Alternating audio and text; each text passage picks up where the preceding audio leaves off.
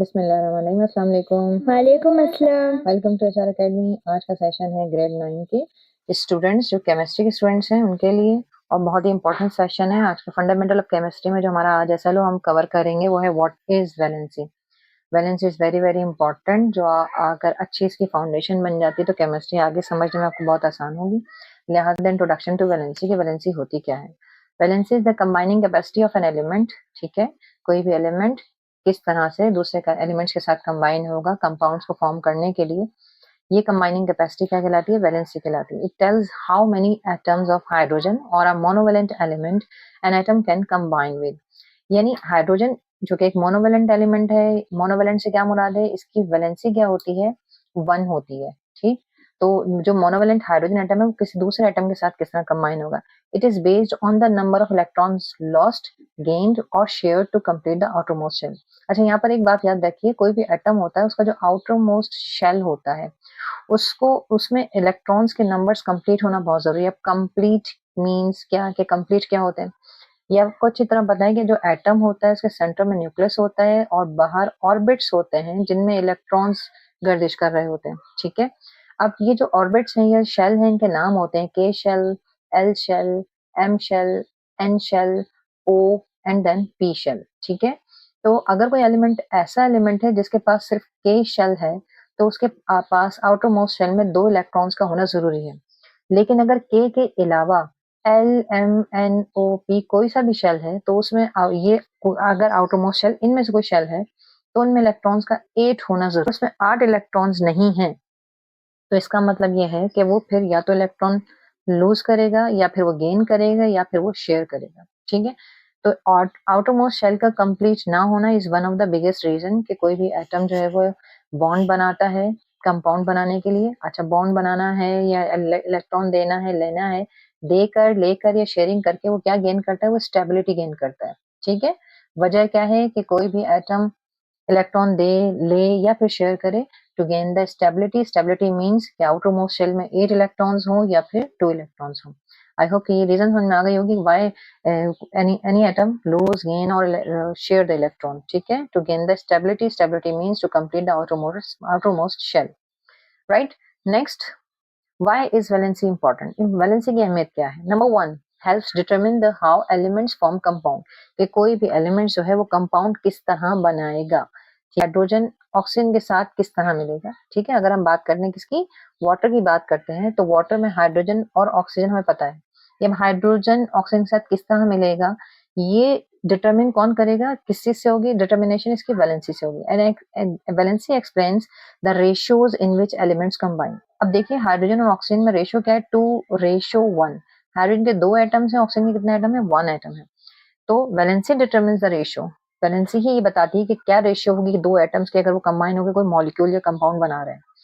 Then valency is essential in writing the chemical formula. अब chemical formula, hydrogen में पता, water, water का chemical formula क्या है, H2O।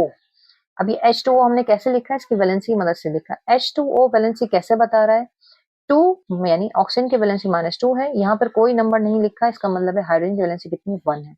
इस वैलेंसी की मदद से हमने ये फॉर्मूला लिखा है क्या, H2O।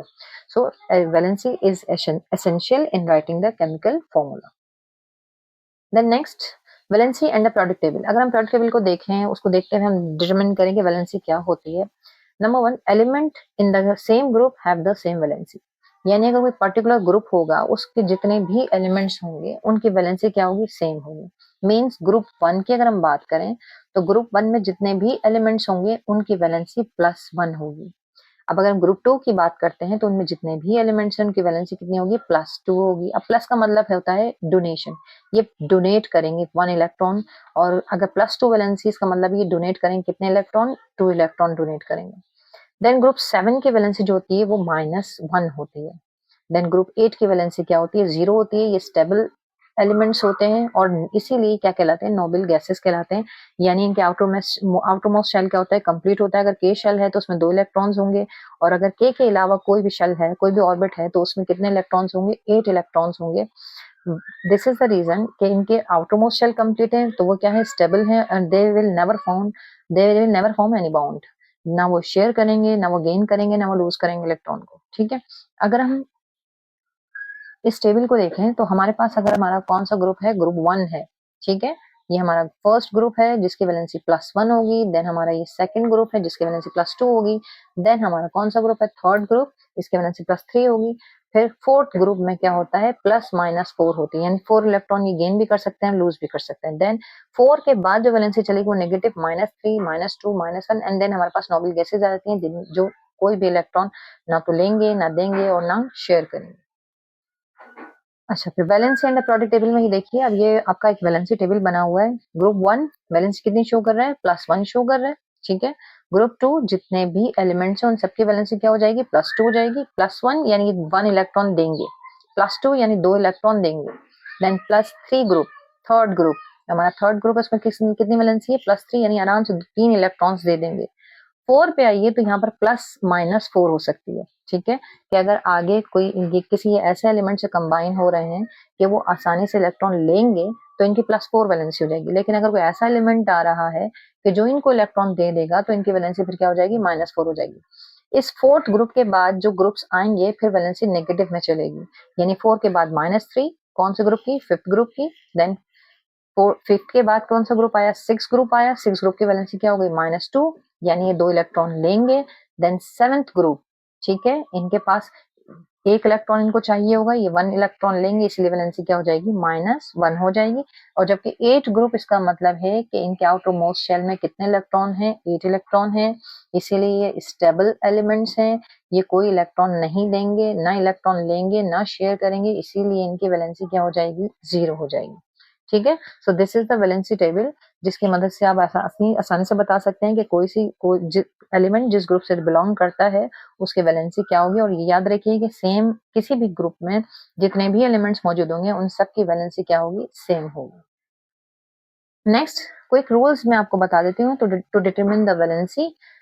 फर्स्ट रूल ये है कि outer most shell has 1 to 4 electron, ठीक है। अगर आउटर मोस्ट शेल में कितने इलेक्ट्रॉन है, 1 से 4 इलेक्ट्रॉन है, तो वही नंबर क्या होगा, उसका वैलेंसी नंबर होगा, वो नंबर ऑफ इलेक्ट्रॉन्स क्या होंगे, उसकी वैलेंसी होगी ना। यानी आपके पास अगर फर्स्ट ग्रुप है तो वैलेंसी +1, अगर सेकंड ग्रुप है तो वैलेंसी +2, और अगर थर्ड ग्रुप है तो वैलेंसी +3, और अगर फोर्थ ग्रुप है तो वैलेंसी जो है यहाँ पर आकर +-4 हो जाएगी, ठीक है।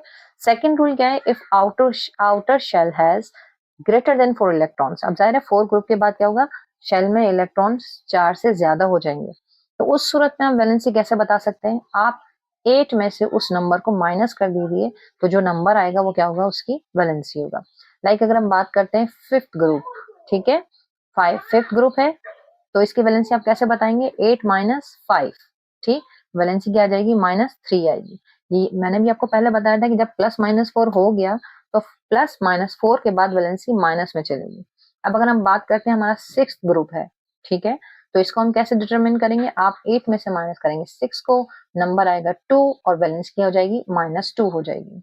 इस तरह हमारा ग्रुप कौन सा है, सेवेंथ ग्रुप है, ठीक है, आप 8 में से माइनस करेंगे 7 को, नंबर क्या आएगा 1, लेकिन वैलेंसी क्या होगी, -1 हो जाएगी, ठीक है। अब ये माइनस क्यों आ रहा है, कि माइनस का मतलब ये है कि ये फिफ्थ ग्रुप, सिक्स ग्रुप और सेवन ग्रुप के जो एलिमेंट्स होंगे वो इलेक्ट्रॉन्स लेंगे। अगर 3 इलेक्ट्रॉन ले रहे हैं तो -3, अगर 2 इलेक्ट्रॉन ले रहे हैं तो -2, और अगर 1 इलेक्ट्रॉन ले रहे हैं तो -1 हो गई, ठीक है। तो इस तरह से ये 3 रूल्स हैं जिनकी मदद से, अच्छा, लास्ट रूल क्या है कि आपका जो नोबल गैसेज है वो वैलेंसी 0 होगी, क्योंकि आप 8 में से 8 माइनस कीजिए 0 आएगा, राइट। तो ये क्विक रूल्स हैं जिनकी मदद से आप आसानी से किसी भी एलिमेंट की वैलेंसी बता सकते हैं। नेक्स्ट हमारे पास कंक्लूजन, वैलेंसी इज अ की कॉन्सेप्ट इन केमिस्ट्री, ठीक है, बेसिक कॉन्सेप्ट है, की कॉन्सेप्ट है केमिस्ट्री को समझने के लिए, and it helps in understanding how elements form compound, ठीक है। वैलेंसी ही की मदद से हमें पता चलता है कि कोई भी एलिमेंट किसी दूसरे एलिमेंट के साथ किस तरह मिलेगा और कंपाउंड बनाएगा। Then learning valency makes writing chemical formula easier and more accurate. Valency जब तक आपको नहीं पता होगी आप किसी भी कंपाउंड का, किसी भी मॉलिक्यूल का केमिकल फॉर्मूला नहीं लिख सकेंगे।